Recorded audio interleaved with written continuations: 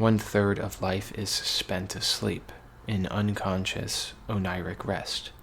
Waking consciousness is misunderstood to be the primary experience of life, that sleep is a consequence of being awake. A necessary opportunity to recharge is the conventional idea. But this is not the case. Sleep came first.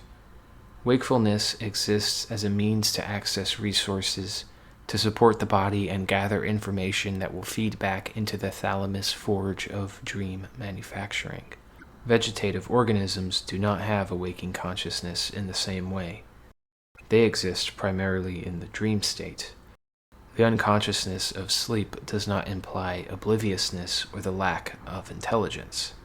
Mankind, in all his modernity and imperial control over the elements and nature, has, in a display of great and tragic irony, completely neglected the most fundamental of life experiences, the dream.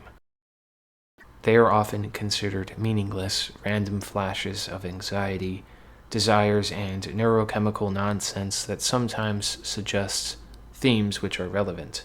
Dreams are not called real, valid experiences. An uncomfortable and inconvenient aspect of reality that the modern man must not succumb to, else he be no better than the doe or the lamb, or his primitive ancestor.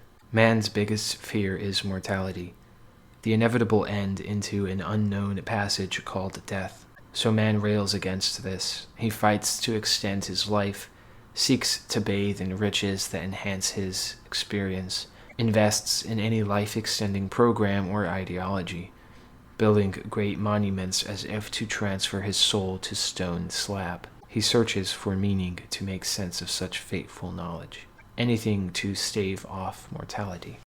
If offered an extension to add an extra 1/3 of life, man would surely take that with no hesitation. Yet he is given that extension, but does not take it. The unconscious state does not mean oblivion. Man is made to dream. For hours every night, man can explore worlds of awe-inspiring surreality, archaic movies of symbolic design, visions of past and prophecy.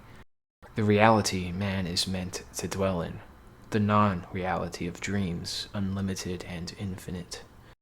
It is as if the whole of mankind lives in this great cosmic mansion, and collectively he has decided, we do not need to explore the basement. Surely there is nothing to be seen down there. Society, culture, civilization, all of academia and theory, every scholar and architect, artist and chef, diplomat and factory worker, every field of study, job, and career exists only to further the wakefulness. There are no careers in the unconscious dreaming where we spend 1/3 of our lives. No dream archivists recording them, no constructionists building dreams for others to experience, no miners excavating into the furthest reaches of memory, no pirates questing for others' dreams, no guides to help a dreamer along, no one to read omens, nobody translating symbols, nor creating waking projections of dream phenomena. It is a vast universe which remains entirely empty. We are like film directors who spend their whole lives recording a movie that never gets played. We exist to gather information with the senses and to sustain our bodies with the most optimal microbiome in order to dream.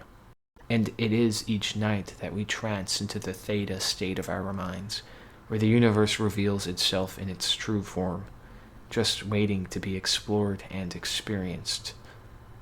The true final frontier.